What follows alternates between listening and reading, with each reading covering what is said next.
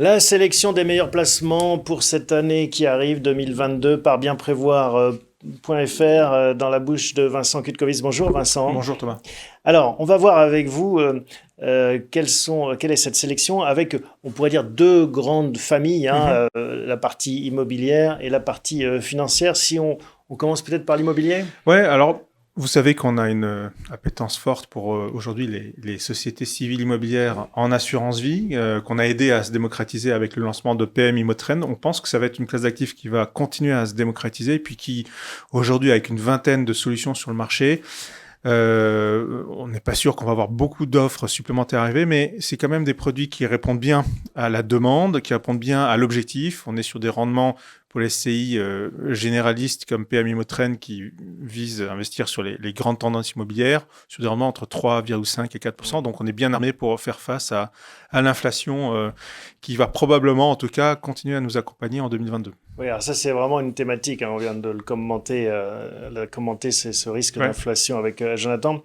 Ça nous amène à la transition entre SCI et SCPI, on peut peut-être Ouais. rappeler le distinguo. Les SCI en assurance vie, c'est vraiment des produits qui sont des alternatives aux fonds en euros. Donc, c'est assez disponible, assez liquide. Les frais d'acquisition sont bien réduits par rapport au SCPI. C'est presque des fonds de fonds, j'ai envie de dire. Donc, pour ceux qui aujourd'hui ont un fonds en euros qui va peut-être délivrer moins de 1% en 2021, Moins de 1%, moins c'est de ce qui 1%. est C'est ce qui promis est au prévu. fonds euro. Voilà. D'ici quelques semaines, on en saura plus pour la plupart des fonds euros. Donc, avec les SCI en assurance vie, on arrive à compenser en fait la disparition du fonds euro. Les SCPI, c'est plutôt des produits beaucoup plus long terme. Là, on est investi sur des véhicules en direct, mais via l'assurance vie, pas à travers un fonds de fonds comme les SCI. Et on peut choisir sa stratégie. Les méga tendances que nous jouons dans les SCI peuvent être jouées directement, comme par exemple les SCPI de logistique. Les SCPI de santé peuvent être investis en assurance vie. Alors, Voilà. j'ai pris un exemple, on aime bien parler de la logistique, de la nouvelle logistique. Là, on a une SCPI qui est Activimo qui devrait générer en 2021 une performance de 6%. Mhm. Et on est confiant sur le fait qu'en 2022, on continue à avoir ce type de rendement sur la logistique parce que c'est soutenu par une demande très forte, un changement radical dans le domaine de la logistique entre le commerce classique qui bascule sur le e-commerce et donc des besoins d'investissement dans le domaine de la logistique qui sont phénoménaux et surtout un rattrapage en termes de loyer par rapport au marché européen. Donc dans cette famille de l'immobilier, on a déjà vu deux poches, Voilà. SCI, Ouais. SCPI. Qu'est-ce qu'il y a d'autre? Donc, Qu'est-ce que vous on conseillez en parle de plus en 2022? plus de crowdfunding immobilier pour les personnes qui veulent aller sur des placements court terme. On sait qu'aujourd'hui, il y a très peu d'offres court terme, 24-36 mois. Sur le crowdfunding immobilier, donc on est là, en fait, je rappelle un peu le principe, c'est d'aider des entreprises qui sont dans le domaine de la construction, des promoteurs à amorcer des constructions, des projets. Donc, ils ont besoin de fonds propres à l'amorçage. Donc, ils mixent dette et fonds propres généralement. Et donc là, l'idée, c'est de participer à des placements qui ont une durée de 24 à 36 mois, qui ont un taux. Alors, on est sur deux types de placements aujourd'hui, deux types d'offres. Il y a le crowdfunding immobilier classique, un rendement assez agressif, autour de 7 à 8%, avec une prise de risque qui est assez importante, même si on ne sélectionne que des plateformes qui ont zéro taux de défaut ou très peu de taux de défaut. Mais par contre, aujourd'hui, et ça c'est la nouveauté de 2021, on a des solutions qui ont un capital assuré. Et Comment ça marche alors, donc capital l'idée, c'est qu'en assuré? fait, la plateforme de crowdfunding immobilier va avoir un assureur, en l'occurrence, qui va garantir que l'épargnant retrouvera, au bout de 24 ou 36 mois, son placement. Par contre, Donc ça au a un petit coût détriment au de... détriment du rendement. Donc, on divise par deux, j'ai envie de dire, on réduit fortement le rendement. Donc, on est sur du 3 à 4% de rendement. Mais c'est vraiment, l'idée, c'est qu'on est assez tranquille sur les 36 mois qui arrivent avec ce genre de placement. Alors, par contre, on n'investit pas directement dans la pierre. Là, on est dans de la dette. C'est de la dette, c'est de l'obligataire.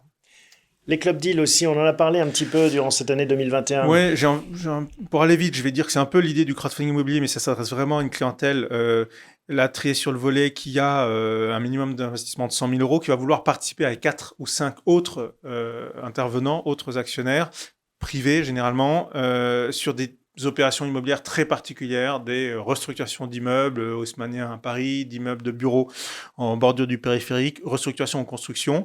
Donc là, c'est presque des opérations qui s'adressent à des semi-professionnels. C'est d'abord généralement des opérations qui sont destinées aux institutionnels, mais qui sont à travers le club deal immobilier accessibles maintenant pour le grand public. Là, on est sur des rendements plus importants, 7 à 8%, parce que le risque est certainement plus important que sur le crowdfunding immobilier.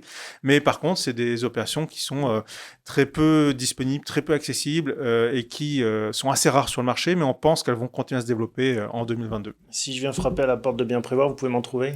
On en a quelques-unes là qui devraient démarrer dans les jours qui viennent et être disponibles début d'année également. On va voir le tableau que vous nous avez apporté, Ouais. qui fera une transition entre justement cette poche immobilière, cette jambe immobilière de votre patrimoine et la jambe financière. Donc, je vous invite à regarder cette vidéo, à appuyer sur pause, à vous rapprocher de bienprévoir.fr si vous avez des questions. Mais ça nous permet donc, en effet, de voir que voilà, il y avait 4 sous-thématiques dans l'immobilier et on a 3 thématiques financières. Oui, alors sur la partie financière, on en a parlé dans la première partie de l'émission. J'ai envie de revenir sur ce qu'on disait. J'avais fait un peu le même papier l'année dernière à la même époque, et on avait beaucoup parlé des fonds thématiques. Oui. On en continue à en parler. Les performances des fonds thématiques, on avait mis en avant notamment les fonds qui investissent sur les méga tendances, là au sens méga tendances de type robotique, de type santé, disruption, intelligence artificielle, ou l'investissement sur l'eau, par exemple. Il y a 2 fonds en tête qui investissent sur l'eau. C'est des fonds qui ont fait entre 15 et 30% de performance en 2021. Quelques-uns parmi ceux-là ont doublé leur capital en moins de 3 ans. Donc, c'est plutôt un bon pari qu'on a pris à l'époque. Donc, miser sur ces méga tendances, c'est en effet porteur. Et vous rajoutez une tendance cette année qui est assez logique, le pricing power. On va expliquer ce que c'est, qui est lié à cette vague inflationniste qui arrive. Voilà, c'est-à-dire qu'en fait, on essaie de chercher, il y a des fonds qui ont pour objectif d'aller chercher des entreprises qui, malgré une situation d'inflation, vont être capables d'imposer une évolution de prix sans dégrader le volume de vente. C'est un peu le cas, prenons par exemple le cas de Apple qui va lancer un nouvel iPhone en 2022. Il est fort probable qu'il va impacter l'inflation dans ses prix et pour autant, les fidèles de la marque vont continuer à acheter l'iPhone. Pareil avec les sacs Yves Saint Laurent ou toutes les marques de luxe. Donc c'est en général les marques de luxe, les marques qui ont cette capacité à imposer leur prix. Qui, Apple, c'est une marque de luxe aussi presque. C'est une marque de luxe accessible, comme on dit souvent, mais elles ont ces capacité à imposer leur prix, quel que soit le contexte d'inflation. Et on pense que c'est une manière, en fait, il y a des fonds qui vont aller chercher ces actions-là, ces titres-là des sociétés qui investissent. Capacité à répercuter à la hausse des prix. Tout à fait. Faire passer aux clients des hausses de prix. Le private equity, aussi une tendance qui s'affirme. Ouais, alors le private equity, c'est le fait d'investir sur des entreprises non cotées sous forme de dette ou d'actions. Généralement, et nous, ce qu'on choisit, c'est plutôt des fonds aujourd'hui qui sont accessibles en assurance vie. La prochaine partie, on va mettre le focus sur un fonds de ce type-là. L'objectif, en général, c'est d'investir sur du long terme, sur des entreprises, des PME françaises, plutôt matures. C'est notre recherche, en tout cas, notre objectif, c'est d'aller chercher des fonds qui investissent sur les PME matures, qui ont un modèle économique assuré, d'une certaine manière, qui ont déjà quelques années derrière elles d'expérience et qui peuvent, à travers la recherche de fonds complémentaires, continuer à se développer. Et donc, on a identifié 2-3 fonds qui permettent d'accéder à cette logique du non-coté à travers l'assurance vie. Et alors, c'est une révolution depuis quelques années, depuis la loi Pacte notamment. Avant, c'était plutôt réservé aux institutionnels, ce type de produit, et un peu comme les club deals, et pas du tout accessible en assurance vie. L'assurance vie, ça offre quand même la garantie de la liquidité. Donc, même si on a un objectif de placement de 5 ou 8 ans, le fait qu'on ait une garantie de la liquidité, ça permet quand même de se dire, bon, si j'ai un coup dur, je peux en sortir dans les conditions de marché. Et ça tombe bien, parce qu'en effet, vous l'avez annoncé, juste après vous, on aura un spécialiste de ces sujets. Je vous invite à rester pour suivre ce point. Et les ETF assurance vie, on finit avec ce dernier item. On finit avec ça parce que ça, c'est une vraie nouveauté dans le domaine de l'assurance vie. Beaucoup de nos clients nous questionnent sur les questions, est-ce qu'on peut investir sur les ETF? Les ETF, pour mémoire, c'est des outils financiers qui reproduisent le comportement des indices. Donc, c'est pas très, si vous voulez dire, il n'y a pas beaucoup d'ingénierie derrière un ETF, mais par contre, c'est des produits qui, de ce fait-là, sont assez accessibles en termes de coûts. Et aujourd'hui, on commence à voir arriver, donc on peut aller faire de l'assurance vie, c'est une source de diversification pour nous, d'aller sur l'assurance vie à travers des ETF. Et notamment, on a identifié un fonds qui va lui investir uniquement sur des ETF, un fonds ISG, c'est le fonds OFI Multitracker RS, qui, pour ceux qui veulent avoir une poche d'ETF, qui veulent se dire j'ai une partie quand même, je peux gagner sur le comportement des indices tout en ayant à côté des fonds thématiques, du private equity, ils peuvent le faire à travers un support de ce type-là, moins cher que les autres supports en termes de frais, mais tout en offrant une performance qui, là j'ai l'exemple de OFI Multitracker RS qui a fait 13% de gains en 2021. 13% de gains par an sur 3 ans, pardon. 13% de gains par an sur 3 ans. Voilà donc plusieurs pistes d'investissement pour l'année 2022. On va finir avec une question, on ne peut pas toutes les prendre. Ouais.